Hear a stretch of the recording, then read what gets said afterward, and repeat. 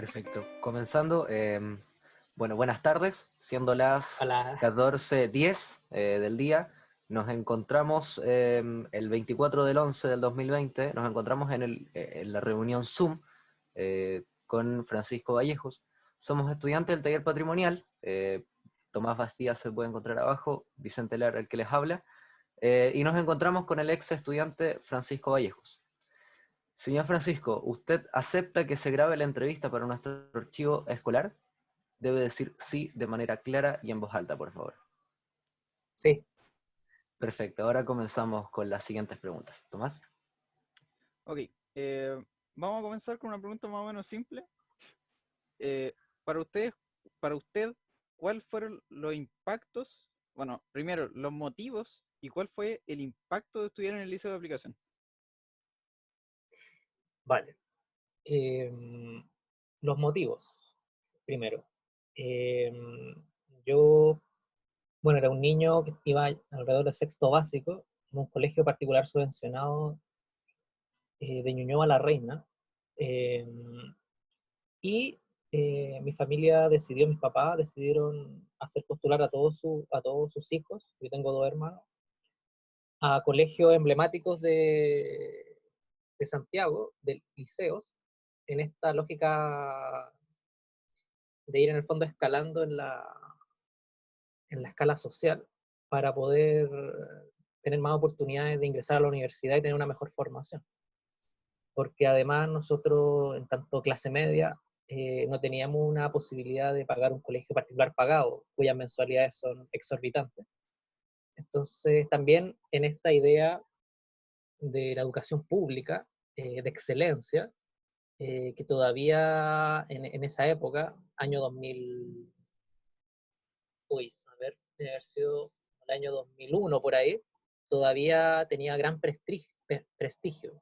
Entonces, liceos como la Aplicación, el Instituto Nacional, el Las Tarrias, el Liceo 1, etcétera, mantenían un gran prestigio. Entonces, en esa lógica, mis papás nos hicieron postular a estos colegios.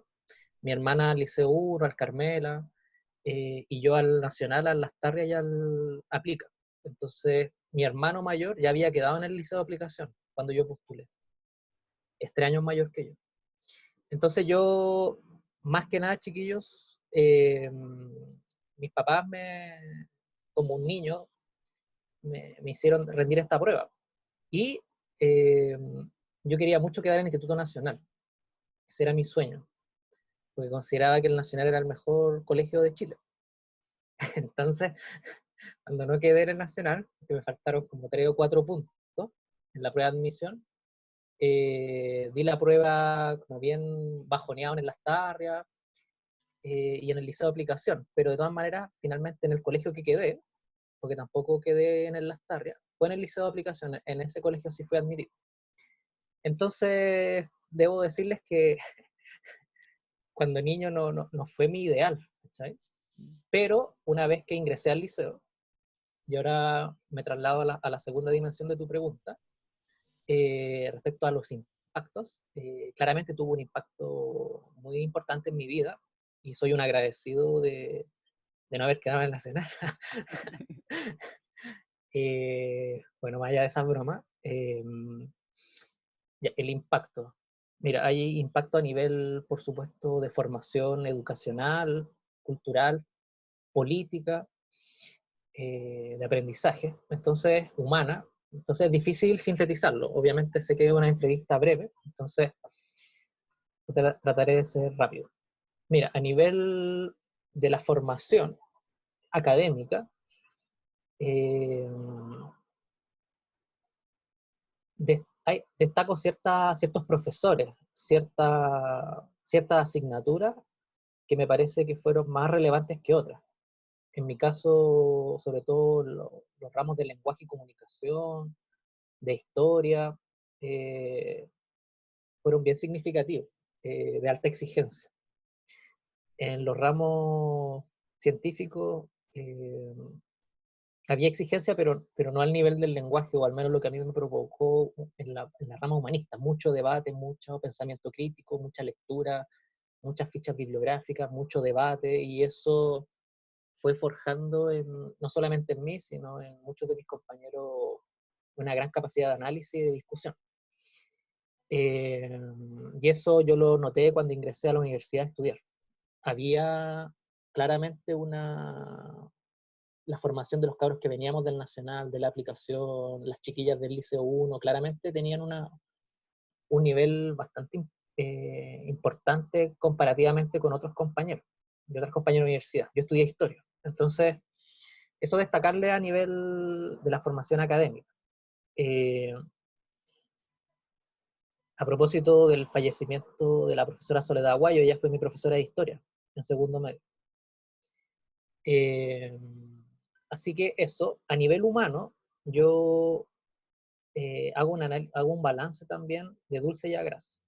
En el liceo, y también yo pienso, fruto de este proyecto familiar, de ser primera generación de la universidad y seguir avanzando, se inculcó mucho la competencia, ¿ya? Mucho el ser el mejor, el ser el Mateo del curso. Entonces en el liceo también eso se promovía. Entonces eso generó cierto individualismo de mi parte, sobre todo los primeros años, donde efectivamente lograba siempre tener los mejores promedios, las mejores notas. Pero eso me provocó también un aislamiento y tener muy pocos amigos en el colegio. De hecho, no ser muy querido también por mis compañeros. Entonces, eso yo lo veo de un lado negativo. Me parece que, que en esa parte valórica no fue una experiencia. Yo no era un niño feliz. Podía ser el Mateo del curso, pero no era un niño feliz.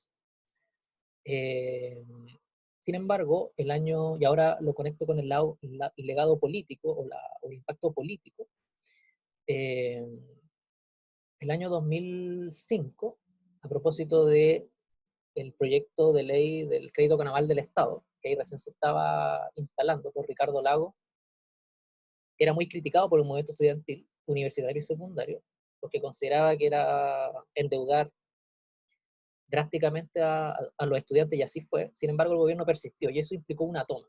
Y esa fue la primera toma que yo viví como estudiante, iba en segundo medio.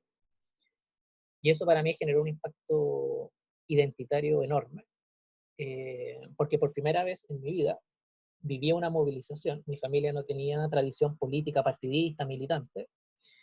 Eh, Votaron por el no eran pinochetistas, no eran gente de derecha, probablemente más ligada al mundo de la concertación, pero no eran gente militante.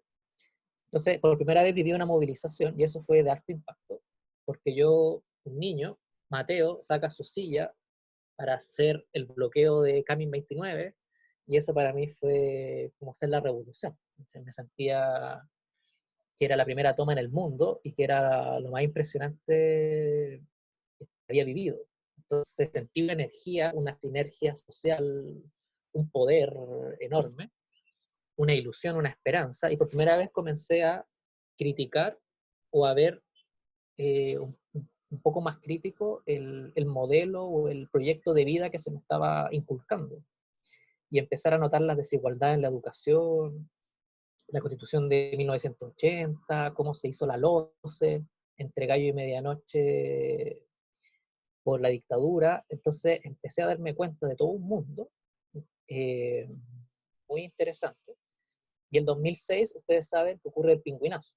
Entonces yo el 2006 era presidente de curso, me postulé a presidente de curso, entonces vivimos este gran movimiento estudiantil, tremendo, una toma de más de un mes y medio, y el segundo semestre hubo otra toma, que duró un poco menos, pero bueno, quizás van a haber preguntas en torno a eso, así que no me voy a adelantar tanto. A lo que voy es que eh, el impacto cultural, el impacto humano, de dejar de ver a mis compañeros como una competencia, como los porros, como el buen que me podía cagar, y empezar a verlos como compañeros de lucha, donde en una asamblea somos todos iguales, y empezar a soñar juntos, empezar a atrevernos a hacer cosas juntos que podían tener un costo.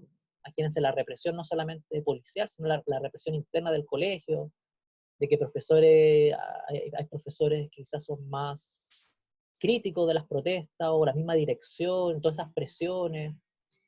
y comenzar a vivir eso fue un giro en 180 grados respecto a mi visión de lo que era una comunidad educativa y lo que eran mis compañeros y compañeras. Entonces, eso hizo que humanamente la etapa de tercero a cuarto medio fuera un giro muy importante en mi vida, al punto que yo después con el profesor Roberto fuimos centro de estudiantes, ganamos y fuimos gobierno estudiantil del Liceo de Aplicación, entonces fue muy potente para mí. Y cierro con esto, yo quería ser ingeniero, en particular quería especializarme en astronomía, pero fue tal el impacto del movimiento social estudiantil que yo derivé mi interés, estaba en el electivo de física, y no obstante eso decidí estudiar historia. Así que ese es el impacto muy resumidamente que yo te puedo comentar. Un poco tomando como el impacto que tuviste, que como dijiste, es bastante grande, importante, tanto político, humanamente, el cambio también que hay desde un colegio subvencional, o sea, subvencionado particular a uno totalmente público, este cambio también de como nivel educacional y todo eso, claramente hay algo más propio que es como tipo desafíos personales.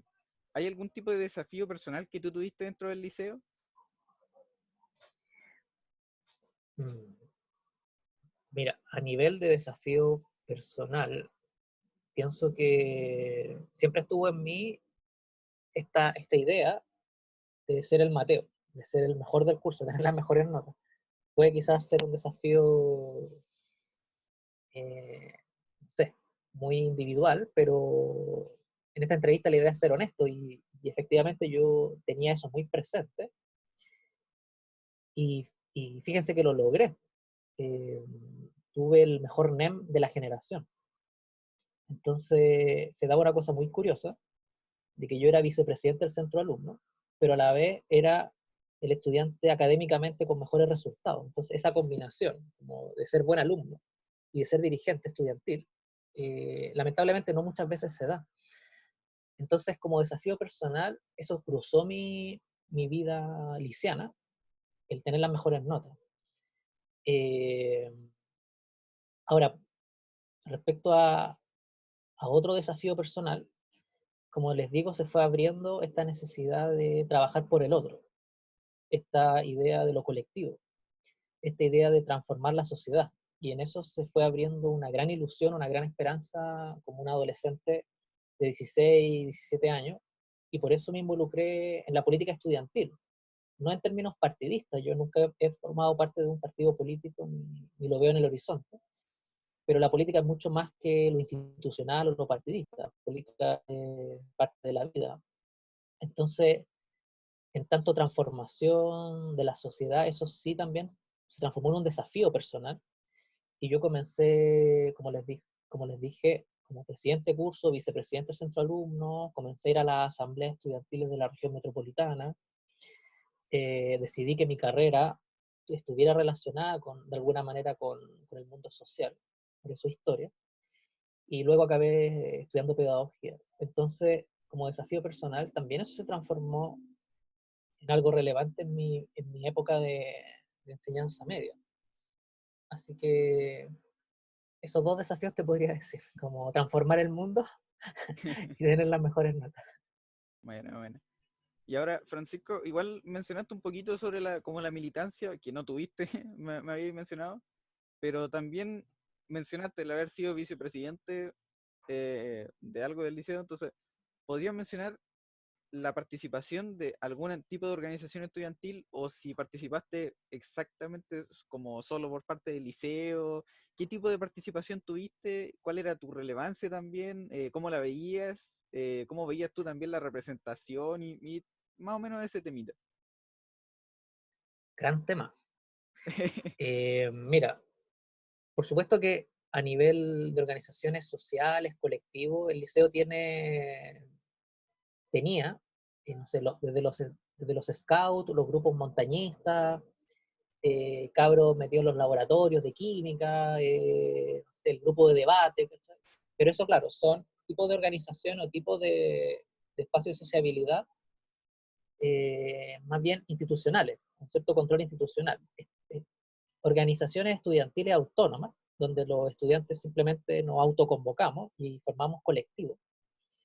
En el liceo había desde estudiantes que militaban en, no sé, en las juventudes comunistas, o vinculados, afiliados a partidos políticos, a también estudiantes que formaban colectivos autónomos, también políticos, más relacionados con visiones anarquistas o visiones de izquierda revolucionaria. Entonces, había una gran diversidad. Eso yo lo recuerdo muy palpablemente. Había compañeros de derecha hasta compañeros anarquistas. Y en esa época existía el Senado aplicacionista. Después nosotros con el Centro Alumno lo transformamos en una asamblea de delegados, simplemente. Pero tanto en la asamblea como en el Senado, era muy interesante las discusiones, porque en esa diversidad, no obstante, todos teníamos esta identidad aplicacionista. Entonces había cierto respeto para discutir y se jugaban ideas muy, muy interesantes. Yo recuerdo esa época como muy enriquecedora. Entonces, yo en lo personal no participé de ningún colectivo, ya sea institucional o autónomo. Los veía los veía con cierta distancia o con un pensamiento crítico. Yo me iba de alguna manera enterando, informando de ideas más de izquierda, por supuesto, críticas del sistema neoliberal, por lo tanto no tenía afinidad con ideas más conservadoras, ¿ya? No obstante eso, desde un incipiente mundo de izquierda no sentía mucha atracción por los colectivos. Sin embargo, yo me organicé un poco de manera espontánea con los chiquillos que hicimos la lista para el centro de estudiantes y que de alguna manera queríamos ser una tercera vía, porque estaba, digámoslo así, la vía de derecha o centro derecha de la paleta política y estaba la visión de izquierda, que en esa época en el liceo era una izquierda bien puntúa, bien revolucionaria, no tienen que pensar, no sé, en la centroizquierda, sino que era una izquierda bien contestataria. Entonces, nosotros veíamos deficiencia en ambos lados y queríamos, con este centro de alumnos, plantear una tercera vía. ¿Y cuál era esta tercera vía? Era simplemente fomentar un proceso democrático profundo, de alta concientización, y si salíamos a marchar, las votaciones y las discusiones en cada curso fueran informadas, los cabros se hicieron responsables de sus decisiones. Si nos tomábamos el liceo, bueno, tomemos el liceo, pero bueno, que lo votemos, y si la mayoría quiere, lo hacemos, pero lo hacemos entre todos, no lo va a hacer una vanguardia, no lo va a hacer un grupúsculo que se autodenomina revolucionario, sino que lo va a hacer, comillas, el pueblo aplicacionista, por decirlo de alguna manera. Entonces nosotros en esas líneas veíamos que ninguno de los otros dos conglomerados proponía eso. Entonces nosotros dijimos, bueno, ¿y por qué no esto? ¿Por qué tenemos que optar por uno o por otro? Podemos plantear algo diferente, y nos atrevimos, y tuvimos muy buena acogida por los chiquillos. En ese tiempo el liceo lo componían más de 2.400 estudiantes, y nosotros ganamos las elecciones por bastante, para mi sorpresa. Nosotros competíamos con la lista de izquierda revolucionaria. Fue muy agresivo los debates, fueron muy intensos, y no obstante eso nosotros ganamos. Y no por eso nuestros compañeros eran enemigos, sino que después, en 2017, intentamos trabajar juntos como con el resto de la comunidad, y hubo resultados interesantes. Entonces, había un grupo, por ejemplo, que se llamaba Aplicapucha, ¿ya? Que es bueno que quede registro, porque fue un colectivo importante que justamente les digo que tenía esta característica de izquierda revolucionaria, también filoanarquista. Ahí hay una heterogeneidad que es digna de estudio. Entonces estos chiquillos nacen de la movilización del 2005, del 2006, de un desalojo violento que hubo el segundo semestre del 2006. Entonces estaba este colectivo, que que no hizo oposición, digámoslo así, en la campaña por las listas. Entonces, ese colectivo fue relevante. Ahí hay varios compañeros que sería maravilloso que quedaran con su testimonio en este archivo oral. Así que ese colectivo lo recuerdo con especial influencia dentro del estudiantado. Así que eso. Bueno, y Perfecto. ahora pasando un poquito más como a algo más relacionado sobre el movimiento, va a pasar mi compañero Vicente a hacerle otro tipo de preguntas. Claro, Vale, como muchas decía gracias, Tomás, Tomás. hablando sobre un poco más sobre el movimiento en particular, yendo un poco más a fondo del movimiento, nos gustaría preguntar, porque usted nos da relaciones sobre los distintos electivos que habían, entre otras cosas, nos gustaría preguntar cómo fue la estructura organizativa estudiantil dentro del liceo de aplicación. ¿Cómo usted lo sintió o cómo usted lo vio? Ya. La estructura organizativa. En el liceo, desde que yo entré en séptimo básico, siempre teníamos la posibilidad, cada curso, de elegir una directiva. ¿Ya? Y en esa directiva se elegía el presidente de curso, el tesorero, el secretario, etcétera, un par de cargos más. Y lo digo esto porque como ahora soy profesor, me doy cuenta que en algunos colegios la organización estudiantil no existe o está muy controlada por dirección. En el caso del liceo, me parece que es una estructura que tiene bastante libertad en comparación con otros establecimientos, al menos de lo que yo viví. Siempre hay docentes o incluso dirección que obviamente están atentos a quiénes son los presidentes de curso y sobre todo quiénes van a ser el próximo centro de estudiantes, ¿ya? Pero no tienen un nivel de intervención como lo pueden tener otros establecimientos. Pero no hay que ser ingenuo, eso existe, ¿ya? Eh, entonces está esta primera, digámoslo así, a nivel primario, que es una elección democrática, y el presidente de curso se transforma en, como les decía yo, en participante o en delegado del Senado aplicacionista, que el 2007 se transforma simplemente en una asamblea, ¿ya? De presidentes de curso, en una asamblea de delegados. Pero hasta el 2006 era el Senado, ¿ya? Y además de este nivel intermedio, estaba en ese tiempo se llamaba Gobierno Estudiantil del Liceo de Aplicación, GELA, que en el fondo es el centro de estudiantes, ¿ya? Y en el centro de estudiantes también, por votación universal, de la enseñanza media hasta el año 2007, votaba de primero a cuarto medio por listas para, para ver quién salía. Menciono hasta el 2007 porque nosotros también como centro de estudiantes hicimos una modificación y le dimos poder de voto a los niños de séptimo y octavo también, porque nos parecía que ellos también son parte integrante de la comunidad aplicacionista y que también tienen derechos políticos. Por lo tanto, imagínate tomarse el liceo y la jornada de la tarde no tiene nada que decir, nos parecía inadecuado. Entonces nosotros también en el centro de estudiantes hicimos esa modificación.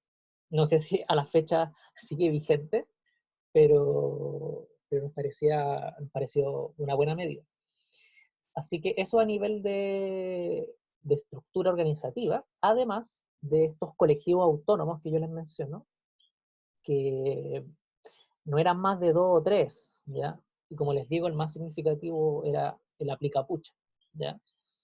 Eh, Así que eso respecto al organigrama o a la estructura, ¿ya? Igual hay más elementos, como la organización de los profesores o el consejo asesor, donde los estudiantes también participábamos, pero que era solamente consultivo. Entonces, nosotros, como centro de estudiantes, podíamos ir a este centro, a este consejo consultivo, que lo integraban profesores, dirección, etcétera, como para ver elementos de la comunidad. Pero esas eran las instancias. Ahora, también, fuera del liceo, hay otro mundo, ¿ya? Y que es el tema de la asamblea metropolitana, de la Asamblea de Santiago, porque en ese momento estaba la ACES, muy potente, que no es la misma ACES, por supuesto, que probablemente ustedes conocen, porque era una organización a nivel nacional, no existía la división entre los secundarios, no existía una CONES y una ACES, era todo un movimiento unitario, unificado, que lamentablemente después se va a quebrar y hasta el día de hoy no ha podido ser remediado. Entonces, ahí también hay una estructura organizativa, asambleísta, y eso es súper importante, horizontal, con todas las contradicciones que eso puede tener, pero se promovía mucho la democracia participativa. Entonces, eso es un poco a grandes rasgos lo que yo te puedo señalar. Perfecto. Usted nos decía que le tocó vivir en segundo medio, si no mal entiendo, el pingüinazo, la revolución pingüina. Em, Según usted, ¿cuál fue el clímax de ese movimiento? ¿Cuál fue el pic donde usted dice, aquí ya estamos en nuestra gloria máxima? Sí. Te hago la precisión de que estaba en tercero medio con el pingüinazo. El 2005 viví la movilización contra el CAE. Entonces, estando en tercero medio, es una larga historia, por supuesto, así que tratando de ir al clímax,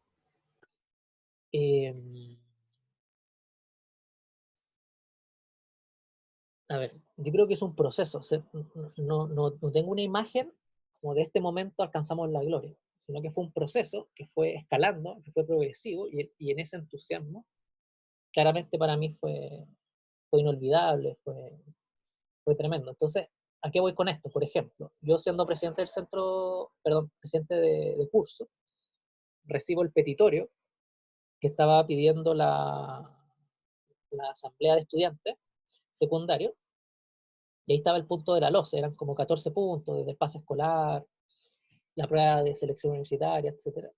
Entonces, eh, nosotros salíamos a marchar por ese petitorio, estoy hablando de abril, y marchábamos por el bandejón central, desde la pileta ahí de Carmen con la Alameda, y éramos 500 cabros, y nos sacaban la cresta, nos reprimían. El objetivo siempre era llegar al Ministerio de Educación y no lo lográbamos, éramos 500, 1000 personas, pero de a poco fue creciendo esta movilización, entonces de 1000 pasábamos a 2000, a 3000, y era como algo alucinante para mí ver tantos reunidos, ¿ya? Entonces, como vivíamos tanta represión, se tomó la estrategia de tomarse los liceos, porque ahí se pensaba que íbamos a estar protegidos de la represión policial, y esa jugada, que fue muy, no sé, hay que escribir alguna vez sobre eso, porque yo estuve presente en el local de la FECH, donde se hizo esa resolución entre los dirigentes estudiantiles metropolitanos, y ahí hubo un pequeño clímax para mí, porque yo iba como oyente, yo iba como un cabro que era presidente de curso de un liceo, un curso del tercero D, y simplemente por curiosidad, por interés, quería escuchar a los dirigentes, a los voceros, qué estaba pasando. Entonces, ni siquiera opinaba, ¿cachai? Entonces, en esa asamblea que fue esta tarde, nunca voy a olvidar que se hace un repaso respecto a, bueno, compañeros, ¿qué liceos se van a tomar? ¿Ya? Y la gran mayoría de los dirigentes estudiantiles dijeron, no, compañeros, no están las condiciones, esto no va a funcionar, en el fondo se echan para atrás. Y hubo 3 establecimientos que dijeron, nosotros vamos a honrar el compromiso y nos vamos a tomar mañana o esta noche, que fue el Liceo de Aplicación, fue el Instituto Nacional y fue la Confederación Suiza, ¿ya?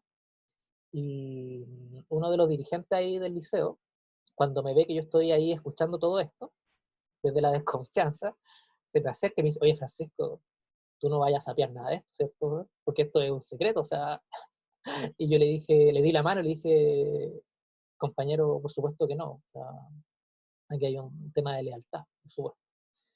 Entonces, y sucede, y se toma la Confederación Suiza, a las pocas horas se toma el Aplica, el Nacional, el Aplica resiste, en términos de las presiones, y explota el movimiento. Y hay un clímax, porque comienza el tomazo a nivel metropolitano y nacional, y de manera inaudita, durante mayo y junio se toman decenas, si no cientos de liceos a nivel nacional, con marchas muy masivas. Entonces yo me acuerdo de una marcha en el Parque Almagro, donde me subo como arriba de un monumento, como para ver la masa, y eran como 20.000 personas, 30.000 personas, y yo quedé como, estamos a las puertas de la revolución, porque ahora imagínense ustedes que viven marchas de 300.000 personas y para ustedes como algo normal. Para mí 30.000 fue el clímax, así fue como...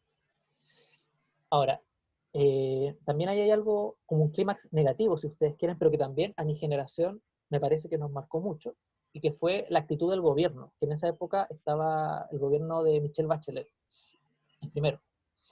Y sale el ministro de Educación, Martin Silich, y instalan a la actual senadora de la democracia cristiana, Jana Proboste, si mal no recuerdo. Y ellos hacen un cambio de estrategia y empiezan con la táctica de las comisiones. Entonces, armemos una gran comisión para discutir y lleguemos a un consenso y lleguemos a un acuerdo. Entonces nos ofrecieron, también había un cierto desgaste del movimiento estudiantil, nos ofrecieron una comisión asesora presidencial, una gran comisión educacional. Y finalmente el movimiento estudiantil optó por aceptar eso. Y históricamente uno lo puede ver como un gran error, porque finalmente en esa comisión nuestra participación estudiantil fue mínima. Finalmente fue algo consultivo, no fue algo resolutivo, y finalmente se desmovilizó el movimiento. Entonces también eso fue algo bien doloroso, porque nos sentimos traicionados. Y ahí fue un germen de una gran desconfianza, al menos de mi generación, con la clase política. Porque, se lo digo coloquialmente, como lo analizamos ahí a nivel estudiantil, nos cagaron, nos mintieron, nos dijeron, sentémonos a conversar, la violencia no es el camino, etcétera. Ahora, el tema de la violencia también es una gran problemática. Yo no hago apología de la violencia, sino que reproduzco el discurso político. Esta no es la forma, no se puede presionar y dialogar al mismo tiempo, entonces bajen las movilizaciones y sentémonos a discutir, etc. Y finalmente lo único que eso logró fue desmovilizar. Entonces eso generó un gran aprendizaje que para nosotros el 2011 fue muy importante y que me parece que al día de hoy sigue siendo un gran aprendizaje. Perfecto. O sea, podríamos concluir que cuando empiezan las asambleas es cuando el movimiento ya empieza a declinar. Cuando empiezan esta propuesta de un gran consejo asesor presidencial por la educación, y que va a terminar el año 2007 con el proyecto de ley, la Ley General de Educación, que en términos de consigna nosotros le colocamos la gran estafa, la LGE, la gran estafa. Igual hay un último clímax que me gustaría mencionarles, que el segundo semestre del 2006, porque el pingüinazo y la parte más periodística, histórica, se concentra en el primer semestre. Pero en el segundo semestre, ya con esta decepción de por medio, hubo una nueva removilización, pero no con la potencia del primer semestre, y el liceo se vuelve a tomar. Y hubo ahí un conflicto interno muy, muy grande entre el centro de estudiantes y estos colectivos que yo les menciono de izquierda, ¿ya? Y se desangró el interior del liceo, hubo peleas muy fuertes, casi amenazas de golpe, de combos, ¿cachai? Entonces fue en un clima de una toma con mucha menor mística de la anterior, pero pasó algo muy importante, que a mí me impactó mucho, y que fue que alrededor de los 10, esto fue en octubre, si mal no recuerdo, hay orden de desalojo, cuestión que no sucedió el primer semestre. Ahí hubo un mes y medio de toma tranquilo, porque no hubo intervención policial a desalojar. Afuera sí había represión. Entonces, se hace esta orden de desalojo, y los chicos al interior de la toma deciden resistir violentamente. Y yo estaba fuera del liceo, junto con otros compañeros, profesores, y fue muy fuerte el ver el desalojo, y ver a los chiquillos lanzando elementos, ver a los carabineros cómo los golpearon, cómo le sacaron la cresta, cómo lo metieron a los buses policiales. Fue una escena muy violenta, muy dolorosa, de mucha impotencia, pero también de una pregunta políticamente hablando de análisis, o sea, de qué es lo que estaba pasando. Y eso también fue muy importante para lo que vivimos al año siguiente. Pero bueno, esa es otra historia. Perfecto. Y usted nos hablaba sobre el Ministerio de Educación, la actual senadora de Democracia Cristiana. Yendo un poco más a ese tema político, nuestra pregunta es ¿cómo respondieron los políticos ante la propuesta del movimiento? Mira, es impresionante, hay documentales que ustedes pueden ver, donde hay una suerte de discurso común de la clase política, que actúan a ratos como un grupo corporativo, y desde la derecha hasta la izquierda partidista los une. Siempre hay matices, por supuesto, pero a ratos actúan como un bloque. Entonces, tienen que pensar de que Michelle Bachelet asume la presidencia en marzo del 2006, era una presidenta del Partido Socialista, entonces la derecha no estaba muy contenta aparentemente con esta victoria. Siempre los discursos del terror comunista, del fantasma del comunismo. Claro, ahora no, en esa época no decíamos Chilezuela, pero podía haber sido perfectamente un epíteto más. Entonces había un clima de parte de los medios de comunicación controlados por la derecha, los diarios, etcétera, de harta desacreditación del gobierno. Eh, entonces Michelle Bachelet venía con un discurso de más de democratización, de participación ciudadana, aparentemente. Entonces, cuando el movimiento estudiantil empieza a tomar fuerza, nosotros tuvimos un gran apoyo de los medios de comunicación. Nos dieron una cobertura, chiquillos, que ustedes ni se imaginan. Quizás nosotros salíamos en los matinales, en los programas de debate de la tarde, se hacían despachos indirectos desde la calle con nosotros. Un nivel de rotativa, de presencia de los voceros en los diarios, etcétera, en portadas. Entonces, claro, por una parte, en ese momento las redes sociales no eran tan potentes como ahora, o sea, no existía el Facebook, no existía el Instagram, no existía el Fotolog. Y por lo tanto había una dependencia mayor respecto a los medios de comunicación de masa. Y ellos nos apoyaron mucho. Ahora, ese apoyo, por supuesto, tenía un interés detrás. Yo sospecho que era para desestabilizar al gobierno, para criticar al gobierno. Pero llega un momento en que los políticos de derecha, recuerdo mucho a Alberto Espina, que decía, los estudiantes no están para hacer protestas, están para estudiar. Entonces, que corten el deseo, que se dejen de marchar, de reclamar, y que se dediquen a estudiar, para eso están los estudiantes. Y ese discurso de la derecha era muy marcado también respecto a la violencia, a propósito, de que todo era violento, marchar es violento, tomarse un liceo es violento, además de la violencia física, de agredir a un carabinero, por supuesto, pero protestar es violento, protestar es subversivo, protestar es casi un acto terrorista. Entonces, la derecha, la clase política de derecha, apelaba mucho a eso. Y la concertación, de alguna manera, ciertos sectores coquetean con esos discursos y finalmente los terminan avalando por uno o por otro lado. Entonces, si al principio son más condescendientes, luego finalmente igual te terminan reprimiendo. Y hubo represión del movimiento estudiantil. Yo en lo particular no sufrí algo, pero además que ustedes van a poder pillar en algún momento compañeros que les podrán relatar el miedo, la persecución, la intervención telefónica, etcétera, la amenaza. Entonces, finalmente igual hay una cierta línea que los movimientos sociales cruzan y en que la clase política, pienso yo, se alinea, y discursos más, discursos menos, en la práctica hay represión. Ahora, eso también se maneja con distintas modalidades, entonces no solamente algo, digámoslo así, del castigo evidente, sino que también a través de otro tipo de situaciones, por ejemplo, la cooptación, por ejemplo, el ofrecer a cambio algo a un dirigente para que el dirigente modifique su conducta, que podríamos decir que también es una forma de corromper el movimiento.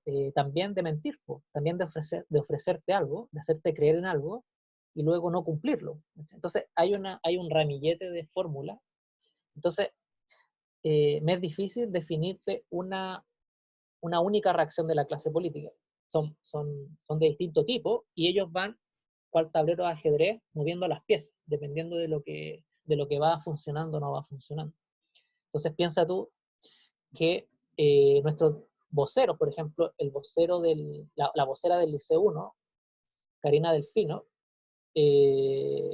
actualmente es, si no me equivoco, vicepresidenta del Partido Socialista, ¿ya? O tiene un alto cargo en la dirigencia del Partido Socialista.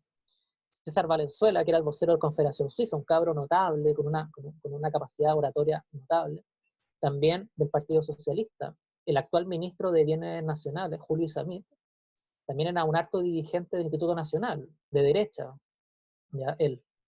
Entonces, después yo me fui dando cuenta con el paso de los años de las líneas comunicantes de los voceros con los partidos políticos. Y yo me imagino el nivel de presiones o el nivel de muñequeo político que ellos tuvieron que haber tenido, ¿ya?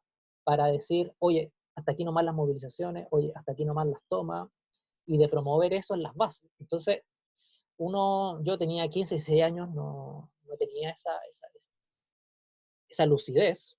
Entonces, en retrospectiva, me doy cuenta que prácticamente todos los voceros de ese momento tenían algún tipo de militancia política. Había la María Jesús Sangüesa, que era de la Juventud Comunista, había otra niña de apellido Huerta, que era cercana a la democracia cristiana. Entonces, ahí después yo fui diciendo, por eso quizás pasan estas cosas. Entonces, también fue una lección, digámoslo así. Perfecto, bueno, ahora damos paso a Tomás, que va a seguir con las preguntas. Bueno, pasando un poquito más como a relaciones entre el liceo y a la gente común y corriente con otros tipos de organizaciones más afuera. Pero bueno, ahora la pregunta que viene un poco más sobre el liceo.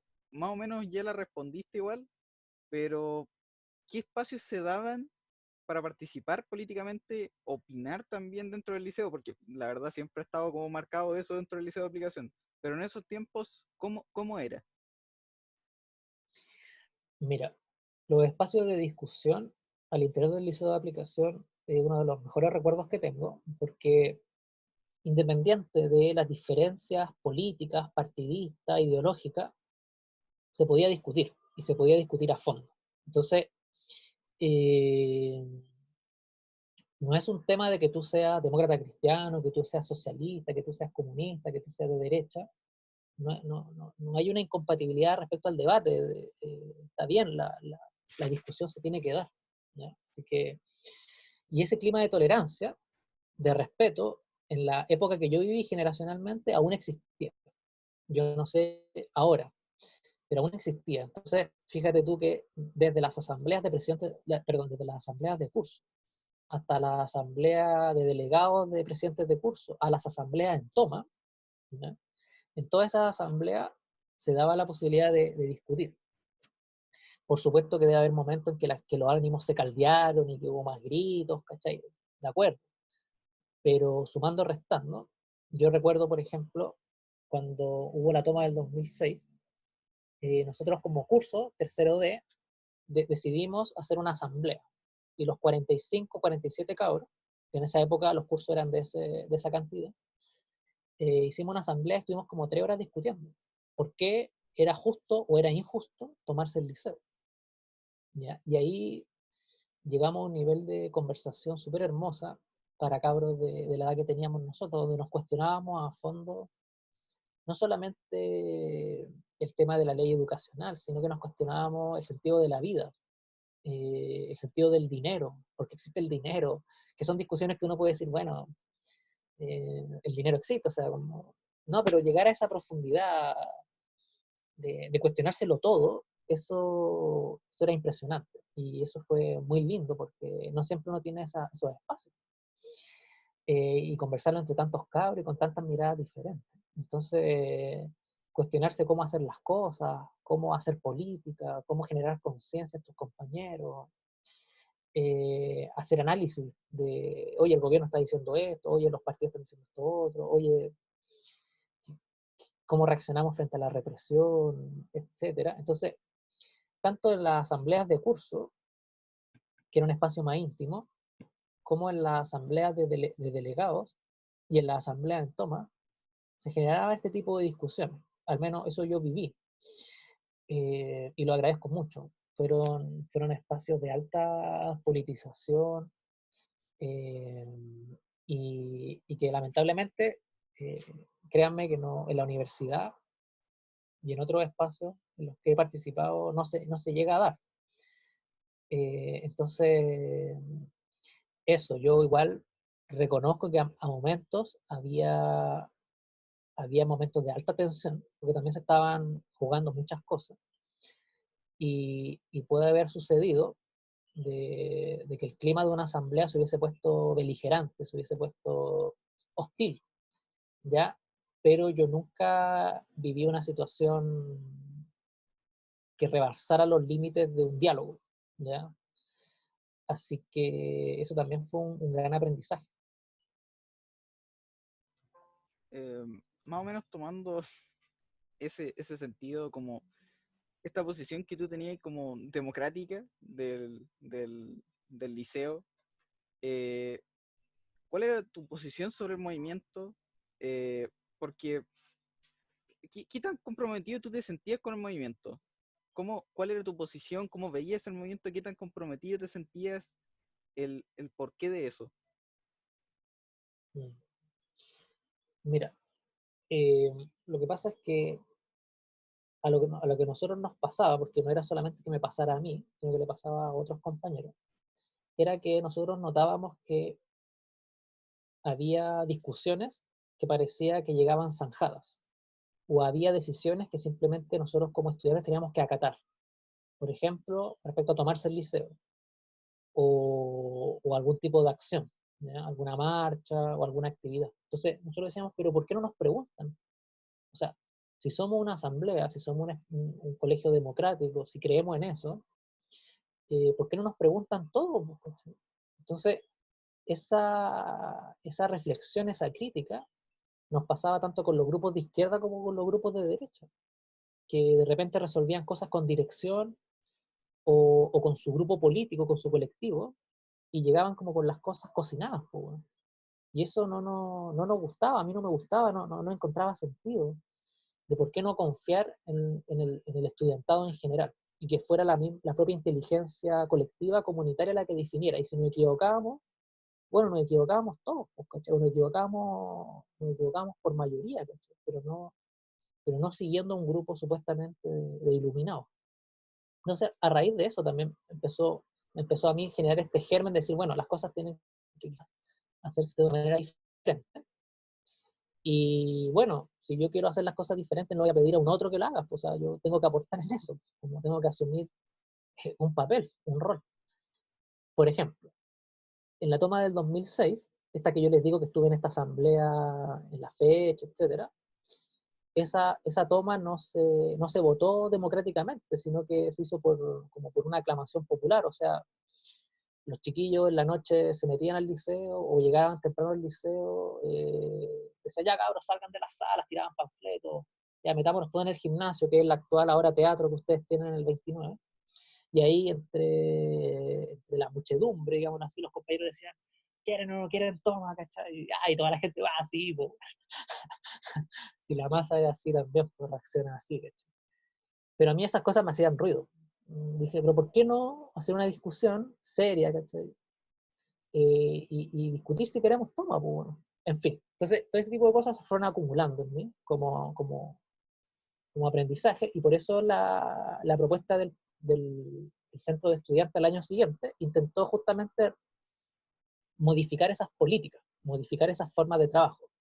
Y yo recuerdo muy palpablemente cómo, por ejemplo, la toma que nosotros como centro de estudiantes tuvimos que gestionar, nosotros hicimos una votación con jornadas de reflexión largas, ¿cachai? Preparamos documentos, y no los preparamos solamente nosotros, sino que le permitíamos a todos los colectivos, bueno, digan lo que quieran, y todo ese documento nosotros lo adjuntamos, y que cada curso discuta todas las visiones, si el centro de alumnos no tiene un poder absoluto.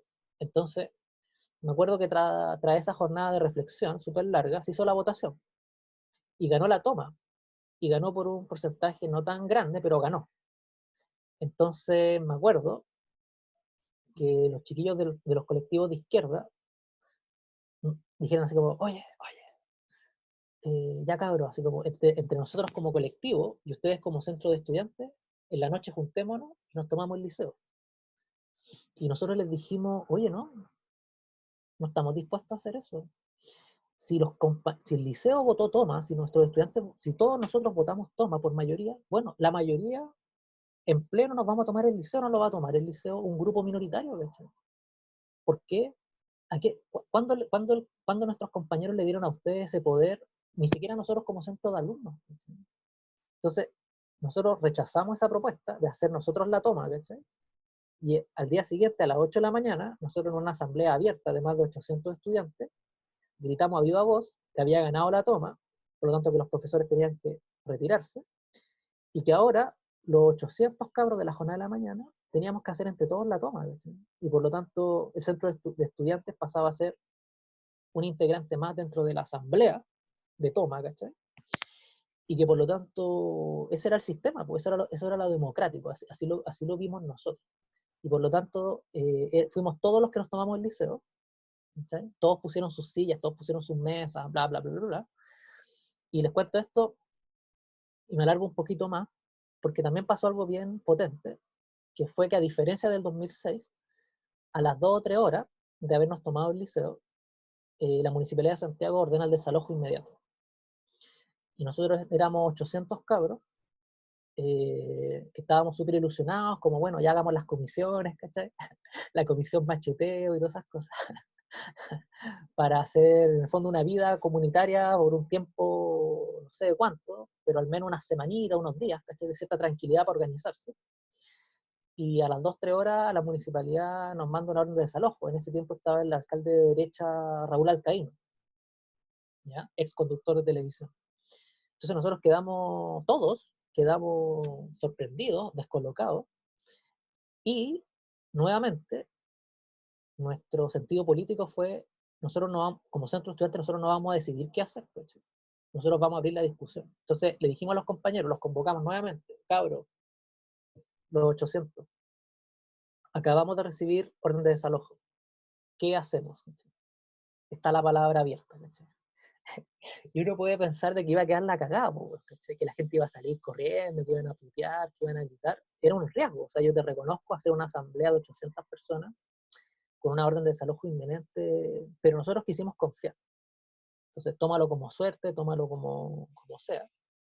Fíjate que se dio algo súper hermoso, que se generó una discusión, pero fue una discusión virtuosa, porque todos nos sentíamos, o la gran mayoría se sentía como comprometido y hermanado, porque estaban viviendo algo juntos, ¿cachai? Entonces, ¿qué sucedió? Que finalmente, dentro de las opiniones, un compañero dijo, oigan, porque salió la discusión, si resistíamos violentamente al desalojo o lo resistíamos pacíficamente, o qué hacíamos, ¿cachai? Una gran discusión. Entonces, estaba intenso, ¿cachai? Esas cosas uno debería haberlas grabado. Entonces, ¿qué pasó? Que finalmente en la discusión, teniendo la experiencia del año pasado, del desalojo violento, que fue muy terrible, se fue descartando esa opción y se fue diciendo, no, tenemos que hacer otra estrategia. Y un compañero dice, cabro, a mí se me ocurre lo siguiente, saquemos todas nuestras mesas, todas nuestras sillas, pongámoslas en el patio, esto es Camin 29, pongámoslas en el patio, y abramos las puertas del liceo cuando los pacos vengan y dejémoslos entrar pacíficamente. Nosotros los estamos esperando adentro, todos sentados en nuestra silla y mesa. Y cuando los carabineros ingresen, las fuerzas especiales, nosotros nos vamos a poner de pie, nos vamos a saludar y les vamos a tirar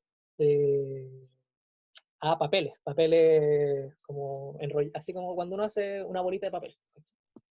Y eso, el compañero planteó que estuviera siendo grabado en directo, ¿cachai? Por todos los matinales.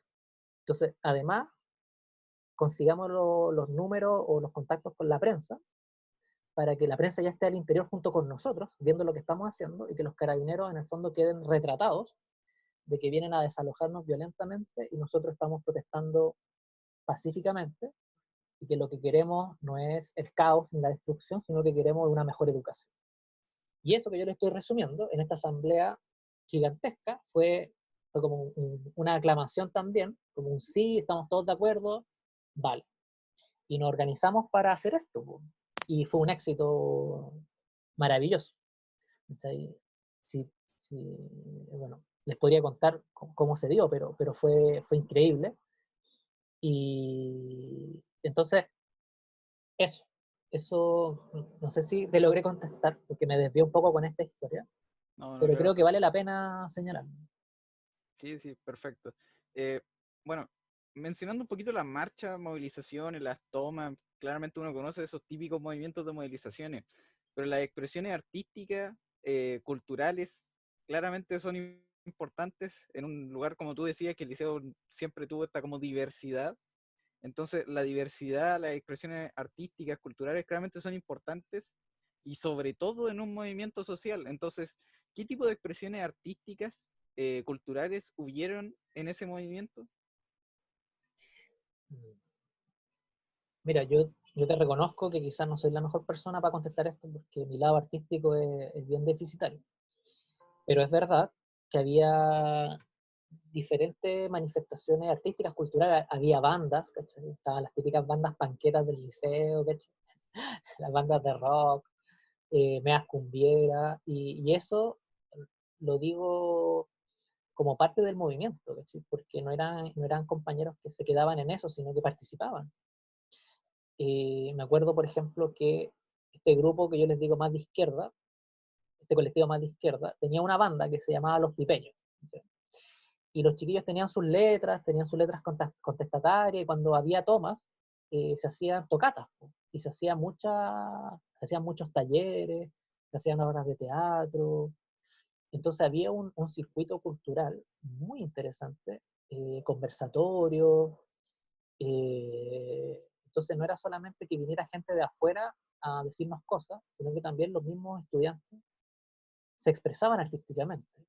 Y eso es muy significativo. Así que me parece que tu pregunta es importante rescatar eso, porque no todo es pura discusión política, no todo es puro análisis de coyuntura o qué sé yo, sino que también hay mucho arte de por medio, y eso la verdad era súper importante, desde los panfletos, desde los lienzos, eh, una,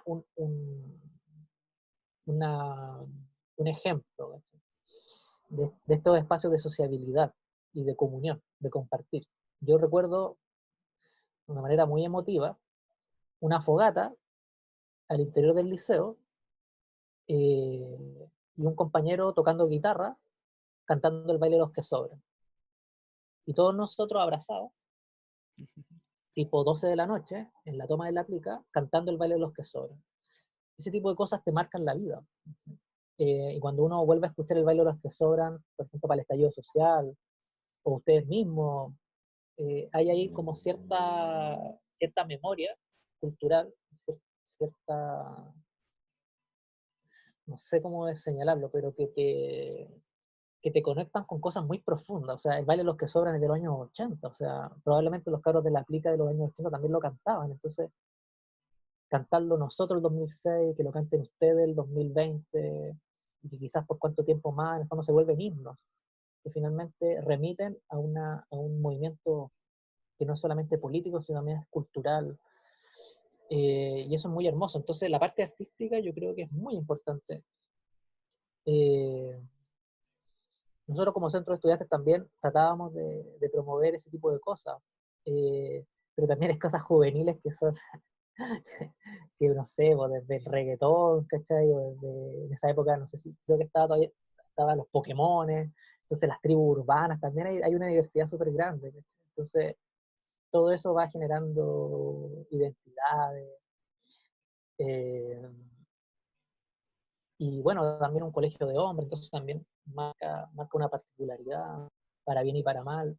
Entonces, sí, el elemento artístico te diría que sí, eh, pero yo no tuve una participación directa en eso. O sea, no participé directamente, solamente fui testigo de eso, de esa manifestación. Bueno, y ahora pasando un poquito más ya al último de los tópicos, que tiene que ver como más con las repercusiones de todo lo que tuvo que ver con el movimiento, un tipo de análisis y cosas por el estilo, lo dejo con mi compañero. Gracias.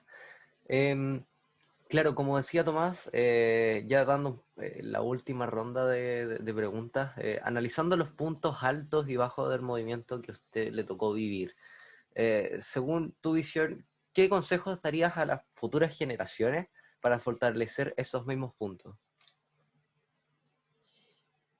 Un consejo a las futuras generaciones sobre, precisame por favor. Sobre los puntos altos y bajos del movimiento que le Ya, tocó vivir.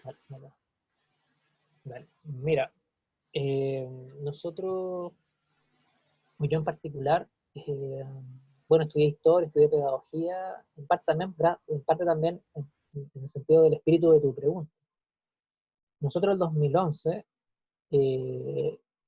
como universitarios, fuimos a hacer muchos talleres a colegios en toma o a colegios movilizados para justamente aportar a esa pregunta. Eh, entonces, lo que pueda decir para el 2020, para quienes nos estén viendo, nos estén escuchando, en primer lugar, yo pienso que es fundamental nunca perder la fe o perder la esperanza en el trabajo comunitario, en el trabajo colectivo. Me parece que cuando uno comienza a considerarse que tiene la razón o que tiene la verdad y que el otro lo único que tiene que hacer es como asimilarse a mi verdad o asimilarse a mi postura, por las buenas o por las malas, es un error que seguimos pagando hasta el día de hoy. A propósito de la división del movimiento secundario. De que yo soy más revolucionario que tú eres más amarillo, ¿cachai? Todo ese tipo de descalificaciones me parecen nefastas para el movimiento. Claramente cuesta mucho discutir, y sobre todo cuando tú escucháis cosas con las cuales pensáis diferente.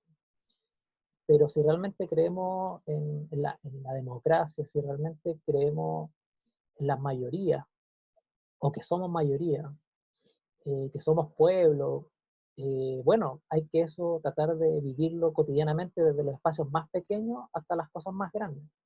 Entonces, en el liceo de aplicación, algo que yo rescato mucho y se lo mencioné en esta entrevista, era que podíamos discutir, gente de derecha y anarquistas. No era fácil, pero se pudo.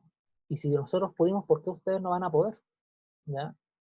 Lo que sí es importante ser leales, también eso es importante, ser unidos.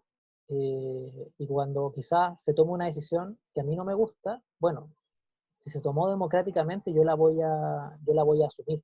Y eso también nosotros lo vivimos. ¿Sí? Entonces, por supuesto que había elecciones o había decisiones que yo como presidente de curso, como dirigente estudiantil, quizás no me parecían, pero yo en tanto dirigente era un mandatado. Por lo tanto, el mandato de los compañeros era hacer esto y yo iba a cumplir con ese mandato. Para eso estaba siendo elegido, no estaba siendo elegido para yo tomar decisiones por ustedes o por ellos. Entonces, me parece que esa forma de entender la política, de forma horizontal, de forma asamblearia, de forma democrática, es un gran desafío porque implica mucha participación, implica, implica mucha energía. Pero me parece que ese es el camino, me parece que ese es el camino, y aunque sea más lento, me parece que va a ser más sólido. Aunque demore más, me parece que sí va a alcanzar el horizonte al cual estamos postulando. Tomar atajos, eh, no sé, es pan para hoy y hambre para mañana. La efervescencia puede ser muy atractiva, muy estimulante. ¿Ya? Como, sí, y la masa te apoya, ¿cachai? Pero eso se desvanece en una semana, en 5 semanas, en un año. El trabajo de hormiga, el trabajo de tú a tú, es el que vale, pienso yo, a la larga. Entonces es un gran desafío. Me encantaría que las futuras generaciones pudieran experimentar eso, vivir eso, intentar eso al menos, intentarlo. Porque cada compañero es valioso. Yo de eso me di cuenta muy tarde en el colegio, en tercero o cuarto medio. Y me queda también como una lección personal. Entonces, eso, eso te podría decir como a grandes rasgos, confiar en nosotros, confiar en el colectivo, y pase lo que pase, bueno, si nos equivocamos juntos. Si acertamos, acertamos juntos. Entonces, eso podría decir. Genial. Bueno, y con la última pregunta, ahora que usted hace este transcurso desde su movimiento, desde el movimiento de los 80 con la canción del baile, los que son, y llegando al movimiento actual, ¿cuál es el hilo conductor de los distintos movimientos estudiantiles y cómo se relacionan con la vivencia en el estallido social del año 2019? Oye, las medias preguntas. Eh, Mira, eh, yo cuando salí de cuarto medio, identificamos rápidamente con mi otro amigo o compañeros de cuarto medio que veíamos cierta deficiencia en el movimiento estudiantil respecto a el traspaso de nuestros saberes, de nuestro aprendizaje respecto a las generaciones que venían. Entonces, como a mí, como un cabro de segundo o tercero medio, me pasó que yo no tenía idea de lo que era, por ejemplo, el Día del Joven Combatiente, yo no tenía idea de lo que había pasado el 29 de marzo del 85, por ejemplo. Yo pensé que era la primera persona que se estaba tomando el liceo en la historia, el año 2005. Entonces, yo detecté que eh, el trasvasije de memoria dentro del movimiento secundario tiene un déficit, ¿ya? Al menos para la época que a mí me tocó. No había una transmisión de memoria sistemática, ¿ya? No había una preocupación. También por un tema de modalidad, de que en el fondo uno termina el liceo y muchas veces se olvida del liceo y se preocupa de la universidad, del técnico o de la pega en el cual te metí, y ya tu vida adolescente como que pasa a ser una etapa, pero ya no sentí un vínculo. Entonces, me parece que ese problema, no sé hasta qué punto ustedes sienten que permanece, porque yo veo que hay un archivo patrimonial que lo conforman estudiantes y es como, está maravilloso, o sea, ojalá que esto hubiese existido en 2006. Entonces, bueno, pero sería una discusión quizás fuera de esta entrevista, que ustedes me cuenten cómo lo ven, pero yo veía eso. Entonces, eh, cuando hicimos, por ejemplo, taller el 2011, veíamos que ya había cierta desmemoria respecto a lo que había sido el 2006. Entonces, ese ejercicio de contarle a los estudiantes, oye, no, mira, el 2006, el 2007 nos pasó esto. Entonces, lo que están viviendo ahora el 2011 tiene algunas cosas que se pueden parecer respecto a la actitud represiva, respecto a la actitud de la clase política, respecto a los vicios que tiene la organización estudiantil, etc. Entonces, eso generaba una riqueza eh, muy genial. Entonces, este tema que yo te digo de la asamblea es lo que manda. El vocero no es dirigente, el vocero es un mandatado, el que tiene la voz del mandato que se definió colectivamente, y no es como una suerte de persona que hace y deshace, porque la soberanía no reside en él, sino que la soberanía sigue residiendo en la comunidad estudiantil. Tener desconfianza o una mirada crítica respecto a los ofrecimientos de los partidos políticos, del gobierno, del parlamento, etc. ¿Sí? No permitir que los jóvenes se transformen en una clase política nueva, ¿sí? Como una renovación de los viejos políticos, pero que finalmente terminan operando como ellos. Todas esas lecciones me parece que están súper presentes ahora al 2020.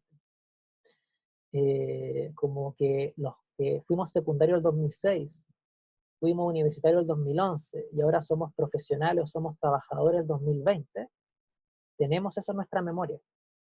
Y eso que nosotros tenemos en nuestra memoria, también ustedes, y los que fueron secundarios el 2011 y ahora son, o fueron universitarios hace poco y ahora también son profesionales o trabajadores, lo tenemos en nuestra memoria. O sea, se ha generado, pese a ese déficit que yo veía el 2006, de todas maneras, capa tras capa, experiencia tras experiencia se ha generado en una suerte de cúmulo de memoria que nos une. Entonces, cuando el 2019 hicimos el cacerolazo el 18 de octubre, yo pensé en el cacerolazo del 4 de agosto del 2011. O sea, ya no era mi primer cacerolazo.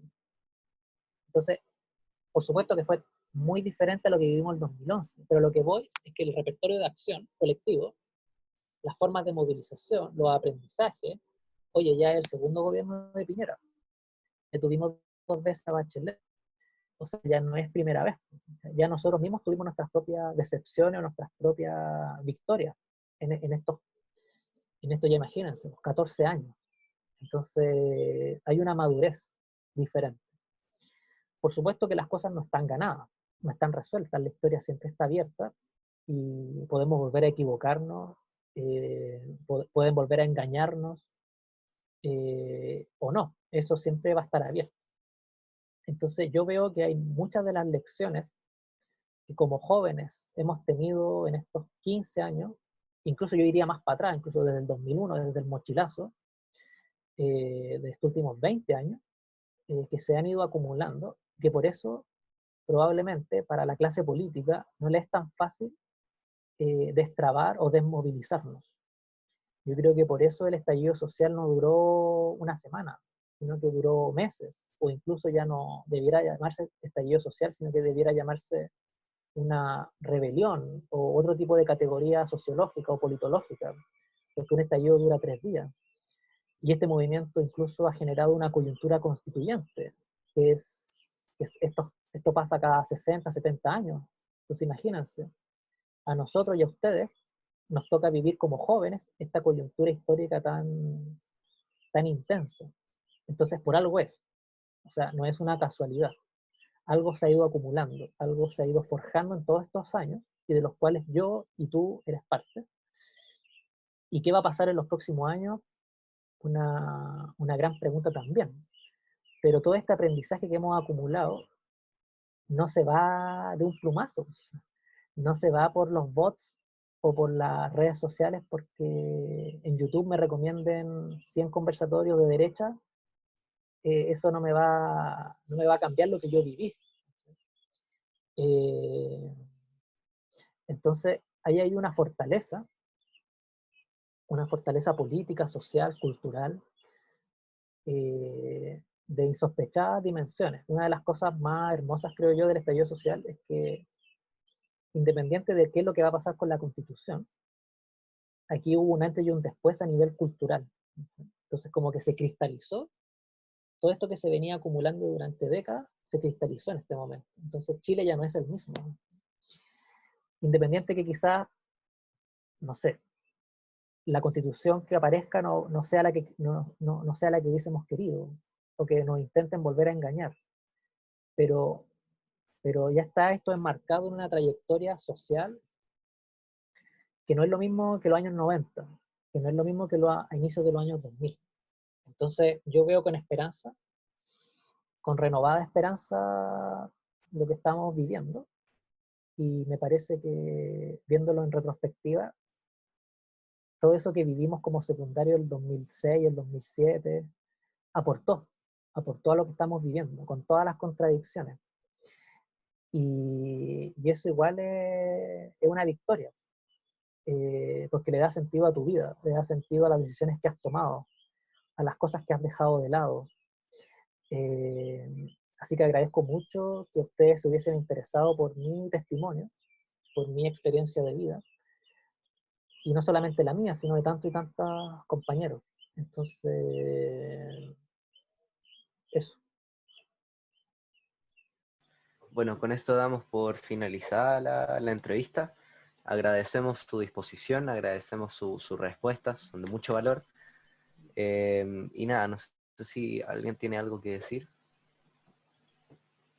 Y bueno, sumándome a las palabras de Vicente, muchas gracias por tu testimonio, Francisco. De verdad, esto sirve mucho para el proyecto. Es muchas cosas muy interesantes que nos habla, sobre todo de esta memoria que estudiantil, que no, en su momento quizá no se trabajó, pero pero opinión personal, dado que tú abriste igual esa ventana, yo creo que ahora en estos tiempos igual se ha podido trabajar de una mejor manera. Y eso igual es obviamente es un aprendizaje. Yo igual estuve en el periodo del 2011, así que claro, yo también tenía ese desfase, entonces por eso mucho que lo entiendo.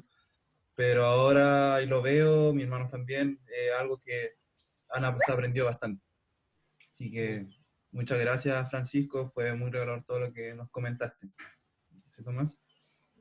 Sí, yo quisiera decir, bueno, además de agradecer claramente de haber participado todo esto, de habernos contado tanto, no sé, hecho histórico tan importante y relevante, que por ahí como que tú decías que no sé si sea tan relevante, claro que es relevante. Todo, aunque sea pequeñito, claramente era relevante. Y como, no sé, las palabras que tú hablabas, y me pareció muy bonito todo lo que decías en relación a, a esto como espacios más democratizadores, eh, como que se nos quite este lado republicano, por decirlo así, y que nos vayamos más a un lado más democrático, de verdad, a la asamblea. Que esto es importante mencionar, que tú mencionaste un montón de veces la palabra asamblea, no el Senado, como tú decías, el Senado antes aplicacionista que existía y que pasó a ser asambleas. El comenzar a tomar la palabra asamblea y tomarla de verdad como algo importante, creo que eso es una idea muy buena que tú dejaste aquí. Bueno, yo solo agradecer el interés, la invitación, eh, y que bueno, sigan adelante, pues, y nos encontraremos en este camino seguramente. Así que si en Esperemos. algún otro momento sirvo de algo, estoy disponible. Así que muchas gracias y que tengan una buena semana. Muchas gracias, Francisco, que esté muy bien.